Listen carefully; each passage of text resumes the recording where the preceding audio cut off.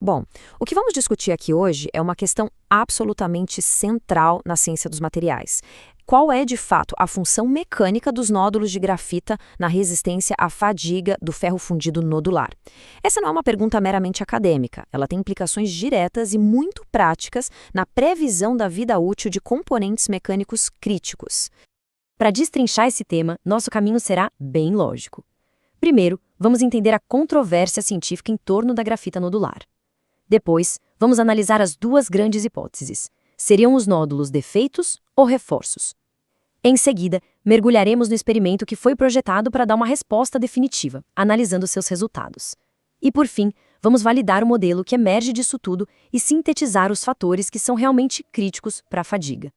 Então, vamos começar pelo princípio do problema. O grande desafio na área sempre foi conseguir prever, com um grau de confiança aceitável, a vida em fadiga do ferro fundido nodular. Os modelos que existiam, historicamente, mostravam muitas inconsistências, e isso acabou gerando um debate bastante intenso sobre qual seria a metodologia correta de previsão. E aqui está a falha conceitual desses modelos mais antigos. Eles até funcionavam para alguns conjuntos de dados específicos, sob condições controladas. O problema é que eles ignoravam um princípio básico da mecânica da fratura. A falha por fadiga, em geral, não é iniciada por um defeito médio, mas sim pelo maior defeito presente no material. É ele quem concentra a tensão e dá início à trinca. E essa inconsistência nos leva diretamente ao centro do debate, que na prática pode ser resumido em duas escolas de pensamento completamente antagônicas sobre qual é o verdadeiro papel mecânico que esses nódulos de grafita desempenham na matriz metálica. De um lado, tínhamos a hipótese A. A ideia aqui era que os nódulos se comportavam mecanicamente como se fossem vazios, como buracos. Eles não contribuiriam em nada para a resistência do material. Do outro lado, em total oposição, estava a hipótese B. Pesquisadores como Iano defendiam que os nódulos poderiam, sim, suportar parte da carga, agindo como uma espécie de reforço elástico, e com isso aumentando a resistência do conjunto. Bom, na ciência, quando temos duas hipóteses concorrentes, o caminho para resolver a questão é através de um experimento bem desenhado, um experimento que possa dar uma resposta definitiva. E foi exatamente isso que o trabalho de Endo se propôs a fazer, com um desenho experimental especificamente projetado para isolar as variáveis e resolver a disputa.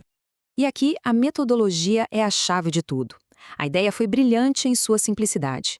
Comparar diretamente dois tipos de amostra. Um com os nódulos de grafita intactos, e o outro onde esses mesmos nódulos foram removidos, deixando em seu lugar poros vazios, mas com exatamente a mesma geometria. Com isso, a única variável em jogo era a presença ou ausência da grafita dentro do nódulo. Na prática, como isso foi feito? O processo tinha 3 etapas bem definidas. Primeiro, partia-se de uma amostra padrão, chamada de NNP, com os nódulos intactos na superfície. Depois, através de um processo de eletropolimento muito controlado, esses nódulos superficiais eram dissolvidos um a um. E assim, chegava-se à amostra final, a EP, onde poros vazios e livres de tensão ocupavam o lugar exato dos antigos nódulos. O resultado é um corpo de prova de controle perfeito. Certo, com o experimento montado dessa forma, vamos agora ao que realmente importa, os resultados. O que os ensaios de fadiga por flexão rotativa mostraram. É aqui que a investigação atinge o seu clímax. E os resultados são, para dizer o mínimo, categóricos. As curvas de vida em fadiga, as famosas curvas SN, para ambos os materiais e para ambos os tipos de amostra, com nódulos e com poros, se sobrepuseram quase que perfeitamente. Não houve diferença estatisticamente significativa. E essa é a evidência empírica crucial que finalmente resolve a controvérsia. Então, qual é a conclusão que tiramos disso? Ela é direta e inequívoca. Do ponto de vista da resistência à fadiga, a contribuição da grafita que preenche o nódulo é desprezível. Para todos os efeitos práticos, o nódulo atua simplesmente como um defeito geométrico. Ele é, mecanicamente, equivalente a um furo. Certo. Se essa conclusão está correta, se o nódulo é apenas um buraco, então o efeito dele na fadiga deve ser previsível. E deve ser previsível usando os mesmos modelos que usamos para qualquer outro tipo de defeito, como uma inclusão ou um poro. Isso abre caminho para uma validação do modelo. E com base nisso, uma nova hipótese foi testada para validar essa ideia. O raciocínio foi o seguinte: se a teoria está certa, A resistência à fadiga de uma amostra padrão deveria ser a mesma de uma amostra onde nós introduzimos, artificialmente, um pequeno entalhe com o mesmo tamanho do maior nódulo de grafita encontrado naquele material.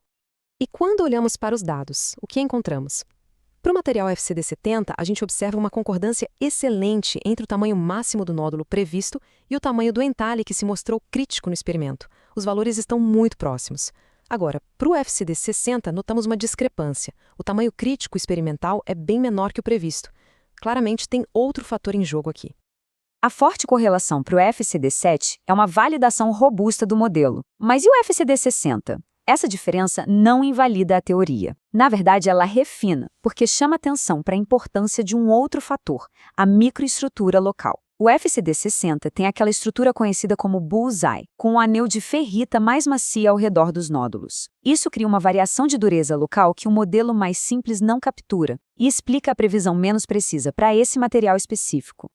Muito bem! Agora que passamos por todas essas evidências, podemos juntar as peças do quebra-cabeça.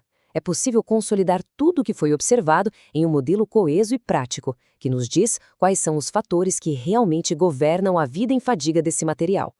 Resumindo, a previsão da resistência à fadiga do ferro fundido nodular depende fundamentalmente de 3 parâmetros. Primeiro, o tamanho do maior nódulo de grafita, que atua como o defeito iniciador da trinca. Segundo, a dureza da microestrutura bem ali, na região onde a fratura começa. E terceiro, claro, a tensão que está sendo aplicada naquele ponto. Todo esse entendimento nos leva, então, a uma questão final, que é uma questão puramente de engenharia. Uma vez que está claro que é o maior nódulo de grafita quem dita as regras do jogo, o desafio muda de foco.